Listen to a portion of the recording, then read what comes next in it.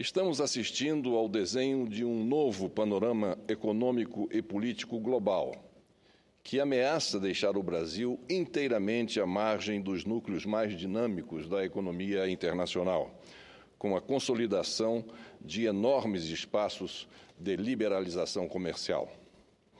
Acordo histórico com desdobramentos que ultrapassam a área comercial teve suas negociações finalizadas no dia 5 de outubro, englobando os Estados Unidos, Japão, Canadá, Austrália, Nova Zelândia, Malásia, Singapura, Brunei, Vietnã, México, Chile e Peru, a Trans-Pacific Partnership, ou Parceria Transpacífico, influirá substancialmente nas relações de poder do cenário internacional dos próximos anos. Trata-se de ambicioso tratado de liberalização comercial entre países, que representam 40% da economia internacional e que, por si só, mostra sua dimensão e potencial. O seu alcance, no entanto, transcende o campo meramente tarifário de intercâmbio entre os Estados-membros, pois as provisões da nova parceria dão destaque a uma regulamentação abrangente das atividades comerciais e chegam aos aspectos produtivos. O acordo estabelece regras na área de propriedade intelectual, como períodos de duração de patentes de medicamentos, padrões de exigência ambiental, de maior proteção da mão de obra e de promoção e proteção de investimentos.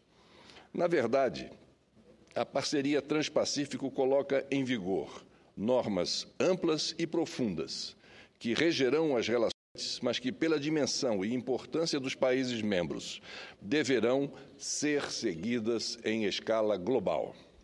Ou seja, o que se vislumbra é que as regras de comércio internacional passem a ser ditadas por acordos internacionais e não mais por organizações multilaterais como a Organização Mundial do Comércio. Assim, lamentavelmente, a OMC corre o risco de, daqui em diante, enfraquecer-se progressivamente como uma vítima do novo concerto mundial de megablocos comerciais. Com o novo espaço comercial, senhora Presidente, o Brasil será forçado a obedecer a normas comerciais em cuja elaboração não terá tido nem participação, nem opinião. Na verdade, tendo em vista o sigilo com que foram conduzidas as negociações do Tratado de Parceria Transpacífico, o Brasil ainda não tem conhecimento das normas a que se submeterá quando o acordo começar a funcionar, após os trâmites legislativos de aprovação dos seus países integrantes. De outra parte, registre-se que as empresas dos países membros da nova parceria, mesmo antes de sua entrada em vigor, deverão conformar suas operações, adaptando-se velozmente à nova realidade normativa do comércio internacional.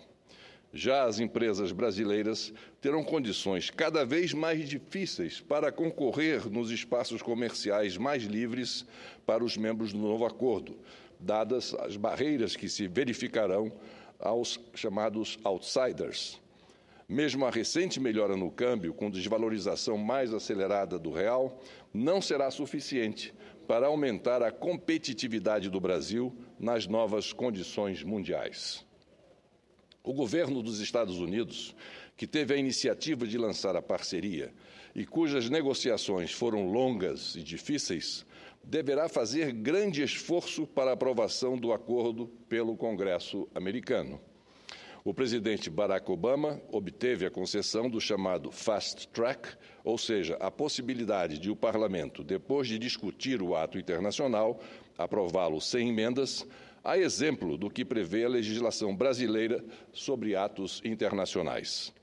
O presidente norte-americano, em seu período final de mandato, dedica-se a colaborar ou a colocar a Trans-Pacific Partnership como um legado de estadista, mas o acordo conta com a oposição de setores fortes, tanto no campo democrata quanto no republicano. A aprovação do tratado é peça vital para a estratégia de política externa dos Estados Unidos, que estão negociando outro abrangente acordo de liberalização, o Transatlantic Initiative, com a Europa. A construção desses enormes espaços de liberdade comercial terá o efeito em uma política de containment em relação à China, em analogia com a política de contenção da antiga União Soviética liderada pelos Estados Unidos nos primórdios da Guerra Fria. Guardadas as diferenças, pois a Guerra Fria corresponde a um período histórico definido, existe uma ação que objetiva isolar a China, inclusive em sua própria região de influência, no caso, o continente asiático, e uma reafirmação da hegemonia das potências ocidentais. O acordo a que se chegou no último dia 5 deste mês, bem como o possível tratado com a Europa, cujas tratativas desenvolvem-se com rapidez, diminuirá muito a capacidade de atuação do Brasil no comércio internacional. Sem dúvida, se continuarmos com a concepção e a prática da atual política externa brasileira, nossas exportações perderão cada vez mais competitividade. E aí eu explico, senhora presidente.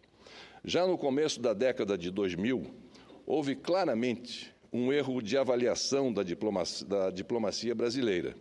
As análises que previam a construção de uma nova ordem econômica internacional, liderada pelo BRICS, ou seja, o grupo formado por Brasil, Rússia, Índia, China e África do Sul, eram pelo menos assodadas. Também foram levadas ou foram pouco consideradas as condições sobre a decadência dos Estados Unidos e das economias industrializadas ocidentais. Os países do BRICS tiveram seu crescimento diminuído, perdendo o dinamismo que lhes daria liderança global. A China está crescendo menos, embora em índices por volta de 7% acima dos países industrializados. Com a diminuição da demanda por commodities, inclusive minerais, a opção brasileira, por ênfase no consumo interno, já prejudica nossa economia. Do BRICS, apenas a economia indiana está em fase melhor, embora tenha enormes problemas estruturais. Assim, a aposta da democracia brasileira no BRICS, como bloco de atuação internacional, terá escassos resultados, pois são países com situação muito assimétrica. Como exemplo, a China e a Rússia consideram-se naturalmente em patamar de grandes potências, que procuram tratar de igual para igual com os Estados Unidos. Não se colocam como economias emergentes, como a nossa, e têm peso estratégico próprio, o que não acontece com o Brasil. Outro agravante para nossas dificuldades é a concentração das exportações em alguns produtos de base, paralelamente à desindustrialização que tem ocorrido no país. Em outra vertente, a escolha da diplomacia brasileira a favor da rodada Doha, em detrimento de negociar acordos de livre comércio, deixou-nos em situação de isolamento, que deve se agravar com essa implantação de grandes espaços econômicos. Enquanto a diplomacia do Brasil concentrava esforços no multilateralismo e na rodada Doha, parcela importante de protagonistas do comércio internacional buscava, com êxito, acordos de livre comércio. Dois integrantes da parceria Transpacífico, o Chile e o Peru, situam-se na América do Sul e, no âmbito mais amplo da América Latina, tem-se a participação do México. E já concluo, senhora presidente, o Chile, o Peru, o México e a Colômbia participam também, desde 2012, da área de liberalização comercial Aliança do Pacífico. Ademais, a opção brasileira por concentrar esforços comerciais na linha Sul-Sul não tem apresentado resultados importantes. Na América do Sul, parceiros como a Argentina e a Venezuela estão em profundas dificuldades econômicas. E Paraguai, Uruguai e Bolívia não possuem mercados de dimensão que possa nos auxiliar. O investimento diplomático na África, com a grande ofensiva de abertura de representações, também não deu frutos significativos e já depõe contra nosso país na medida em que o Itamaraty não dispõe de recursos orçamentários para manter sua rede de postos. As novas representações geraram expectativas que se frustraram. Senhora presidente, senhoras e senhores senadores, a verdade é que a parceria Transpacífico nos deixará à margem do principal foco de dinamismo da economia mundial. O isolamento atinge também os nossos parceiros mais próximos do Mercosul. A participação no Mercado Comum do Sul coloca travas à negociação individual de acordos de livre comércio e as tratativas do bloco com a União Europeia ainda não chegaram a bom termo. Portanto, torna-se imprescindível que o Brasil reformule o quanto antes sua estratégia no comércio internacional e prepare-se para uma necessária reinserção de forma realista, pois o cenário de enormes espaços comerciais é irreversível. Para tanto, a primeira providência passa necessariamente por rever as bases do próprio Mercosul. Era o que tinha a dizer, senhora presidente, agradecendo a Vossa Excelência a concessão deste tempo extra. Muito obrigado.